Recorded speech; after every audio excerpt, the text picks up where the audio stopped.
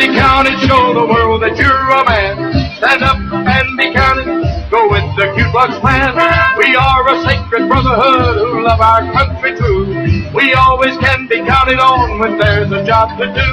We serve our homeland day and night to keep it always free, and proudly wear our robes of white protecting liberty. Stand up and be counted, show the world that you're a man. Stand up and be counted, go with the Ku Klux Klan.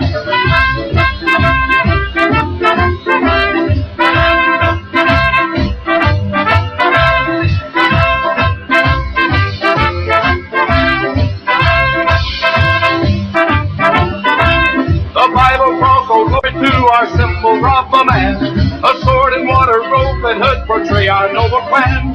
In search of peace and liberty, we pledge our hearts and hands. We must defeat the communists to save our Christian land.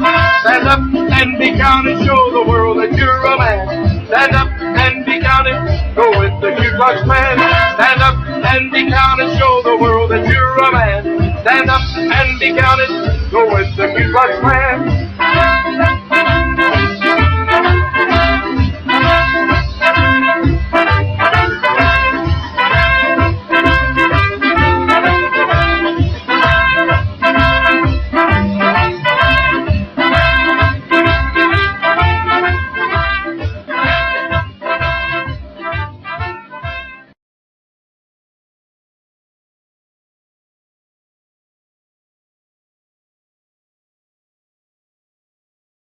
Okay, ladies and gentlemen, welcome to another edition of Henry Parker Presents. With us is Somerville school teacher Kevin Doyle. Welcome to the show. Thank you, sir.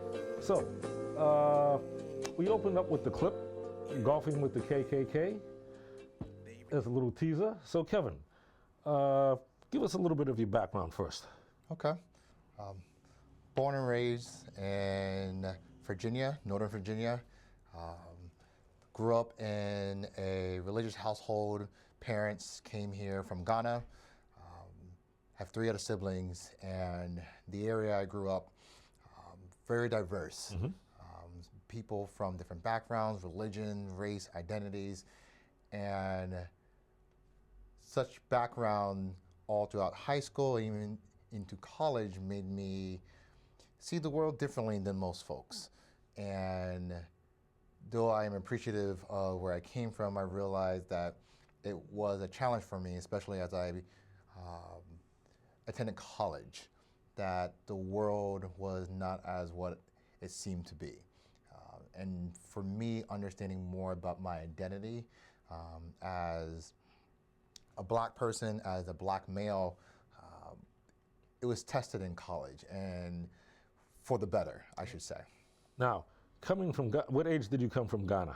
I was actually born in Virginia. Okay. My parents came from Ghana. Okay.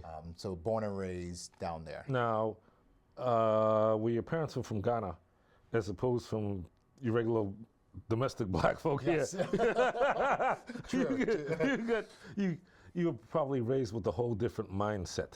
Yes, definitely. Okay, can you get into that? Because a lot of people haven't been exposed to that. Yes, I think within our household, we're very big on family. And Exactly, supporting. exactly. Very big on our religious aspect, making sure that we went to church, making sure that we helped our close family and extended family, making sure that we treated each other with respect. There wasn't this dynamic where the male dominated the house. Mm-hmm. I mean, I had my mother and 2 strong, independent sisters. So we made sure that everyone did their share. Chores needed to be done. People needed to work. People needed to do their homework. So within the household, it was even playing field where respect and love and support was emphasized but not threatened. And for us, it was something that made us appreciate who we were as family, as Christians, and as Africans/African Americans. Now, with you being brought up that way, how did you do with the outside influence, like from friends that would say, "Oh man, come, Kev, yo, let's do this," act the fool? I would say it was it wasn't that much of a struggle. I think the way my mother and my father, along with my uncle and aunt and grandma, the way they raised me was to treat others with respect, like that I could control how I reacted, who I was as a person. And I think people, friends, teachers, I think they recognize that in me. Okay. I think they recognize that that's who I was, and they saw that I was respecting them. So by all means, they felt the need to return the favor. Okay. Now, what was college life like? College was an eye opener. I am grateful that I attended the College of William and Mary down in Williamsburg, Virginia, and for me, it colored my understanding of the world. And I say that because growing up in Northern Virginia, I could have a friend who was Hispanic. I could have a girlfriend who was white. I could have a teacher who was black. So I could have different aspects and not understand that, diversity exists. So in a way, I was colorblind. College tested that where individuals didn't share that. And so understanding that You got your wake-up call. I got woke essentially, and it was great. Like just for me to get out of my comfort zone, to interact with people who were different. It just broadened my education, not just textbook wise. Okay. Give me an example. The third day of school, one of my hallmates asked how I wash my hair. And clearly right now, I mean, my head is balding. When the tide goes up, brother, I know. When the tide goes up. You have experiences out there. But when I did have a full set of hair, a hallmate of mine asked if I use certain products to shampoo my hair. And he explained to me just from where he's from, he wasn't used to seeing people of color, black individuals where he grew up.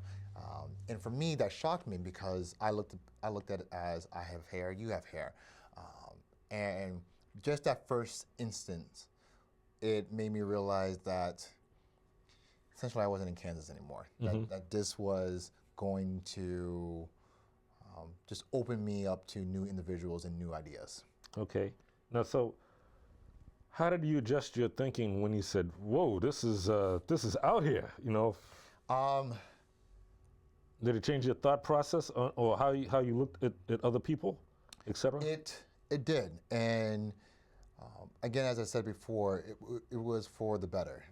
I think just being on a campus where I studied, I read, I listened to conversations, I tried my best to speak my mind, I'm trying my best to connect with other individuals.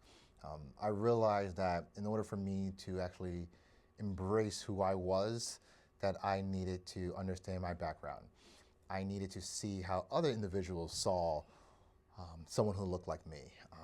And just that atmosphere of feeling stimulated in regards to history, it just made me value who I was more than just a scholar. Okay. Now, the big question. How did you end up at Somerville High School? Every day, you know? Well, attending a campus that's enriched with history, I realized that teaching was my calling. Okay. And from what I've learned about the North, Boston, it was a great place for young individuals, young adults to grow. So I volunteered for 2 years when I moved up here in AmeriCorps. I did city year. I worked in different schools, tutoring and mentoring young children in urban cities. And from there, I realized this was my calling.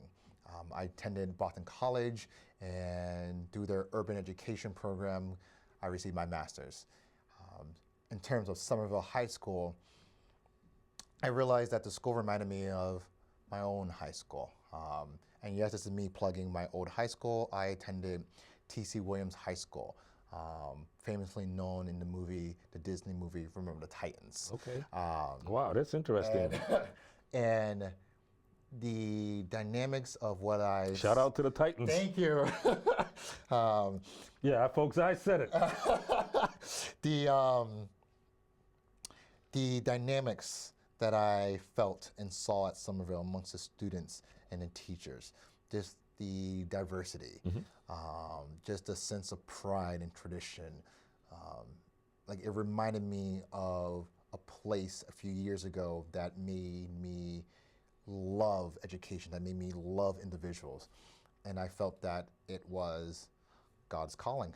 It was God saying, this place is where you're supposed to be. And 5 years later, I am enjoying each and every day.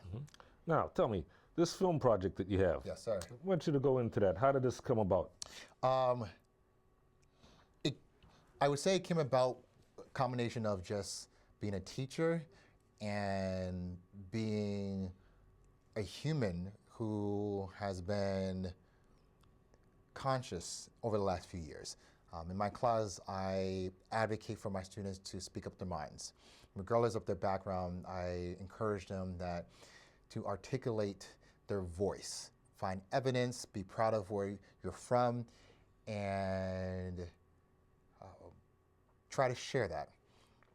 And I realized that as students were engaging in such a concept, I was trying to figure out how I can do that for myself. And with the news over the last several years, focus on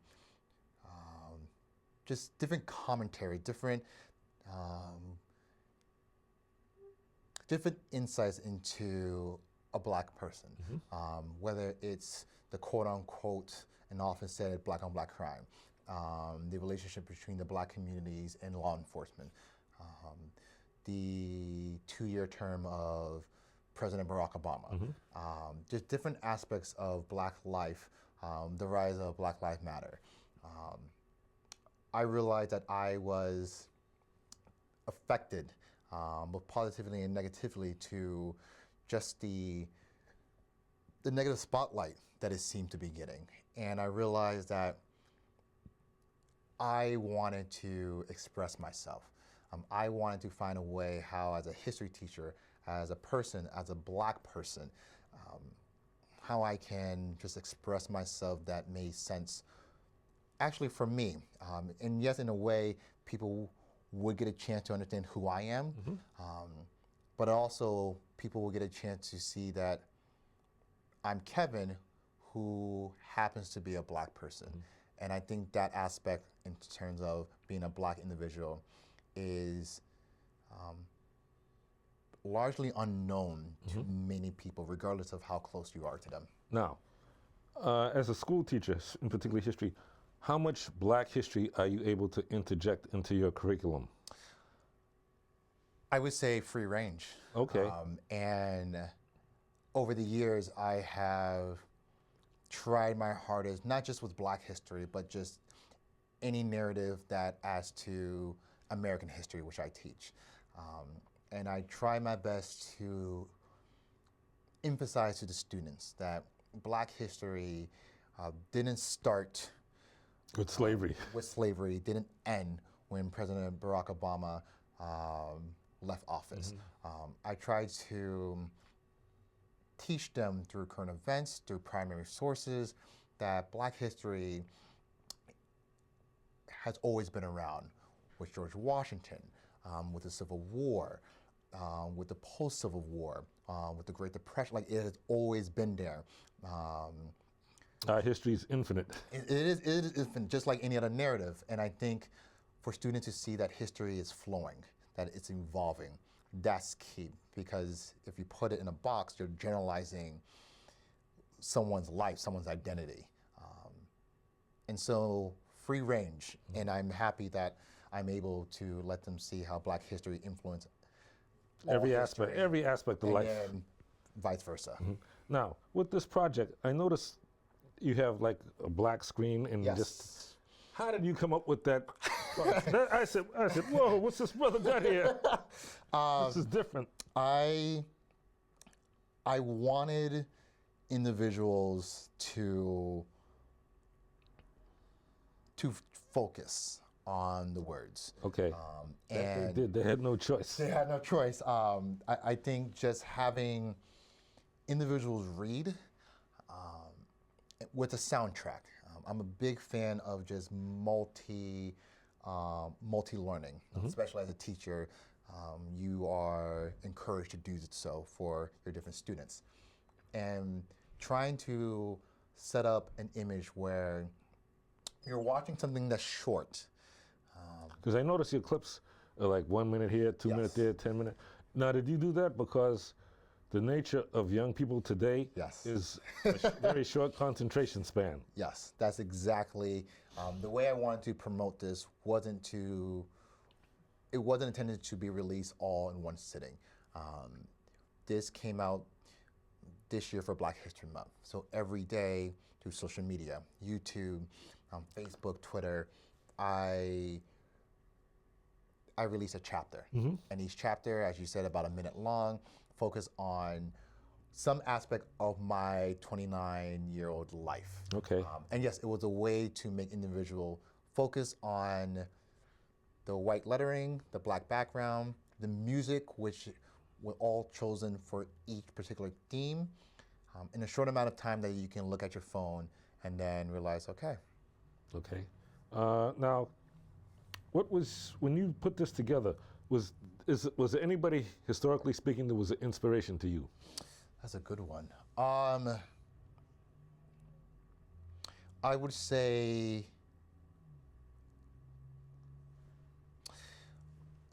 one of my favorite artists, or the favorite artist, which family and friends have connected me with this individual, Michael Jackson. Okay. And the reason... Because he was a lot more than just song and dance man. Yes. What I admired about his work was his creativity and his mindset to think outside the box. A great storyteller, not just with his music, not just with his footwork, but also his videos. Just his attire. It was all calculated to tell a story about who he was. And for me, I wanted to do that. I wanted to figure out a way to tell a story that didn't need as much promotion. So again, coming from talking about someone who was very flashy, I just took his aspect of telling a story that made sense and as genuine and creative as possible. Interesting, interesting. Okay, as we move forward, okay, what do you have for future projects? Because this, obviously the one that you have now, if you put up, this can be long term, man. There are two future projects that I have. One is for the next several months, I will be working on a cover story for my college alumni magazines, William & Mary, where I will be writing a story on the 50th anniversary of African American integrating the school. And essentially this exploration will have me interviewing alums, African American alums, how their life was impacted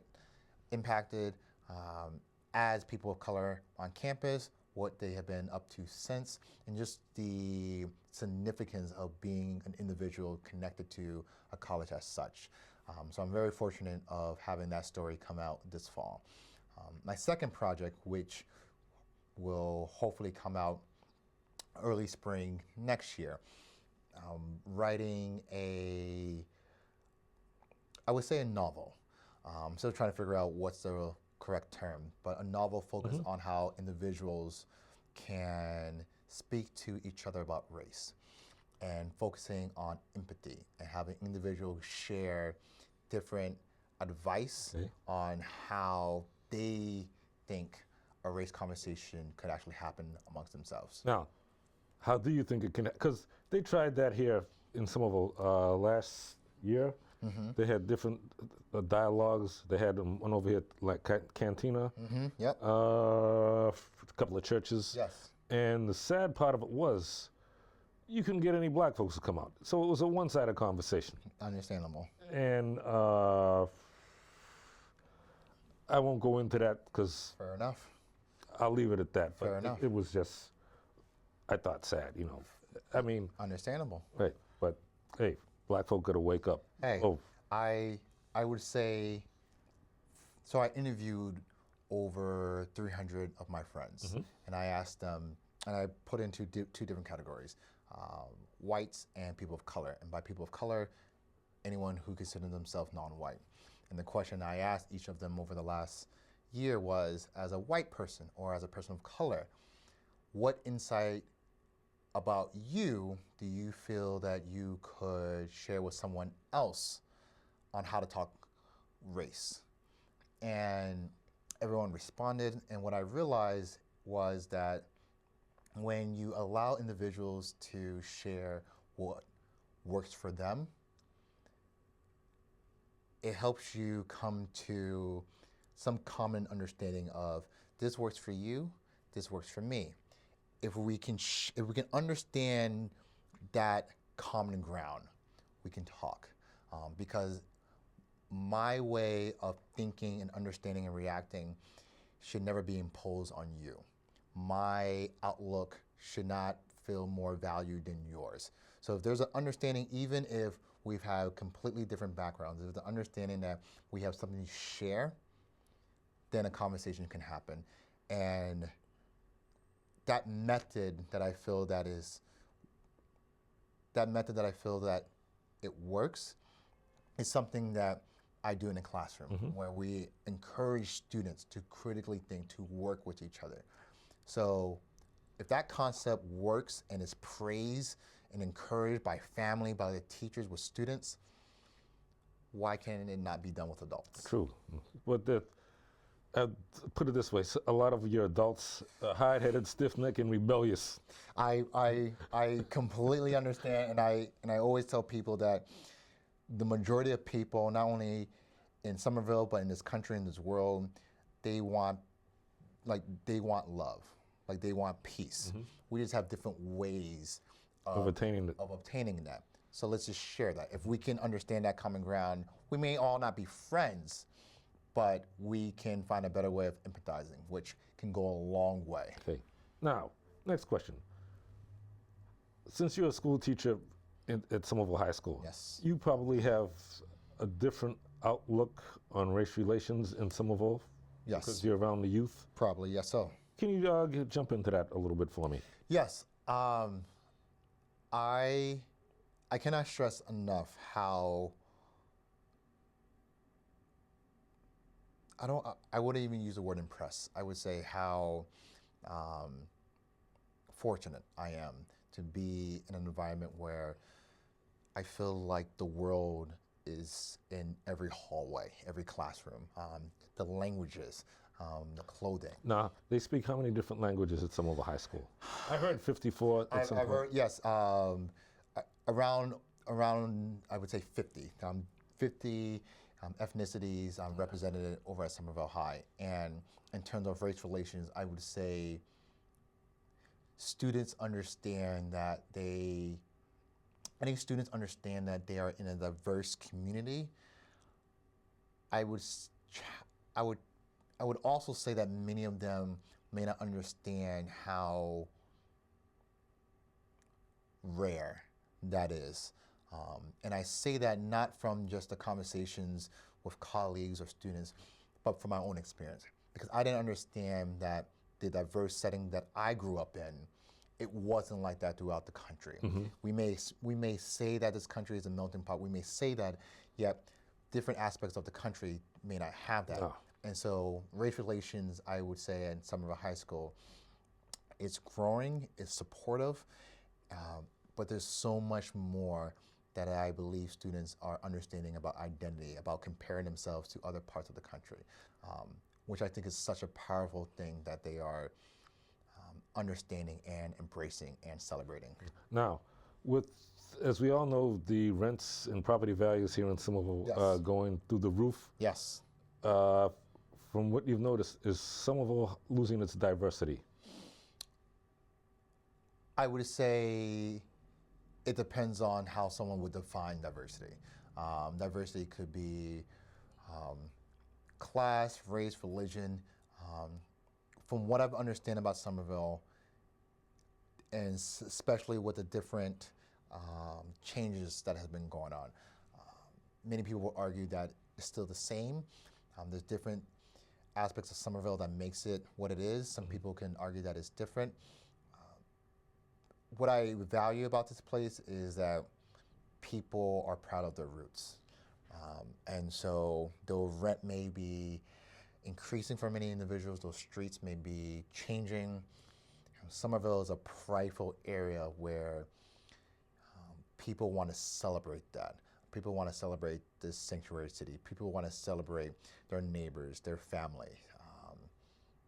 So I don't personally think that you can cease that in Somerville. Okay. Now, do you think anything could be done to make, I would say, Somerville more inclusive? Meaning, they may pat themselves on the back and say, Yes. "Oh yeah, we got X amount of Dominicans, we got X amount of Brazilians, Haitians, Yes. yada yada yada." Yes. But what political power do they have? Because if you notice, when they have their street festivals here, anything social, right? People of color are missing in action. I've heard many individuals express that as well. Yeah, so that's on the Somerville Arts Council. I would say, I think everyone has their own tastes. Okay. And I also feel that Somerville is so unique where you can walk down the street and essentially be in 7 different countries within 10 minutes. And I wouldn't be surprised, again, coming from where I came from, where someone may take that for granted. Not understanding that you get to learn about the world. You don't have to buy a plane ticket. And whether it's celebrations, whether it's events from the schools, whether it's guest speakers, people love to have fun. If you give individuals a platform to have fun, individuals a platform to work together, you will see more than just someone who looks like you coming out. And I think Somerville, from what I've seen, has done many aspects to try to promote that. And granted, there is snow outside and it's cold, and I like to be warm as much. But no, I do see Somerville trying to promote that as best as possible. Now, with your project here, Yes. how do people beside YouTube see that? I mean, do you like go out into certain areas and show your clips and different discussions, etc.? Because it just ended last month, and it is submitted into different festivals. Personally, I'm still trying to understand more about what to do with it, because I would say I'm proud of the work. It's uncensored, it's raw, it's all truth. Whether they like it or Whether not. they're not like it or not, and it's not my way of trying to advocate that my life was hard or my life was better. It's just something. It's my life, and what I hope can come from it is that a conversation can happen where I'm able to express more of who I am, and someone hopefully can express who they are, because I can't just grow as a Black person only focused on just my life. I think my life is invested in other humans and vice versa. Now, you entered this into what film festivals? I entered this into the Somerville International Film Festival, the Boston Short Festival, and the Roxbury Film Festival. Okay, Film great. Festival as well. Nothing out of state yet, or? Nope, currently not right now. We just deal with I'll local stuff. just deal with something that I can walk to. It's a product that I'm very proud of, simply because I'm at a place in my life where I love my identity. Like, I love being an African. I love being African American. I love being Black, and my life is different, and it's something that I feel proud and comfortable sharing.